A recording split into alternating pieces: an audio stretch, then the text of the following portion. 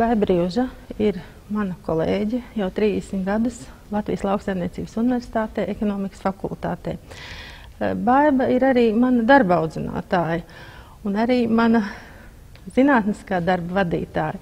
Par Baibu gribētu teikt, ka viņa ir ļoti erudīta, ļoti darbīga un ļoti atsaucīga gan kolēģe, gan arī tieši kā profesori.